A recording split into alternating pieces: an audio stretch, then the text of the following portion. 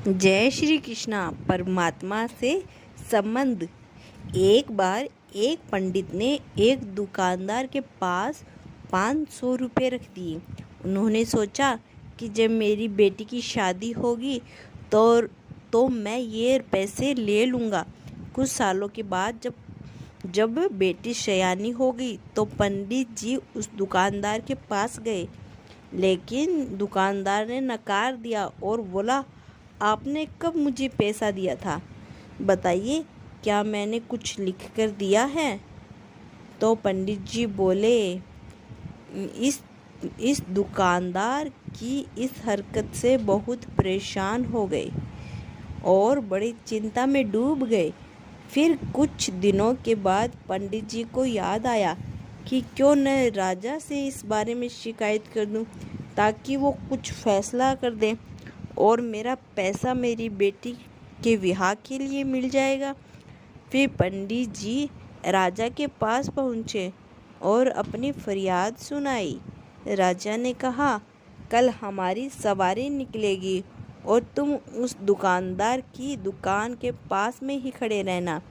दूसरे दिन राजा की सवारी निकली।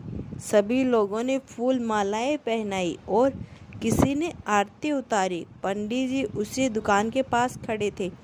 जैसे ही राजा ने पंडित जी को देखा तो उसने उन्हें प्रणाम किया और कहा, गुरुजी, आप यहाँ कैसे?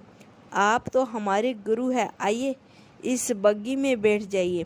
वो दुकानदार यह सब देख रहा था। उसने भी आरती उतारी और राजा की सवारी आगे बढ़ गई। थोड़ी दूर चलने के बाद राजा ने पंडित जी को बग्गी से नीचे उतार दिया और कहा, पंडित जी, हमने आपका काम कर दिया है, अब आगे आपका भाग्य है। उधर वो दुकानदार यह सब देखकर हैरान था कि पंडित जी की तो राजा से बहुत अच्छी साठगांठ है, कहीं वे मेरा कबाड़ा ही ना करा दे। दुकानदार ने तत्काल अपने मुनीम को पंडित जी को ढूंढकर लाने को कहा। पंडित जी एक पेड़ के नीचे बैठकर कुछ विचार विमर्श कर रहे थे। मुनीम जी बड़े आदर के साथ उन्हें अपने साथ ले आए।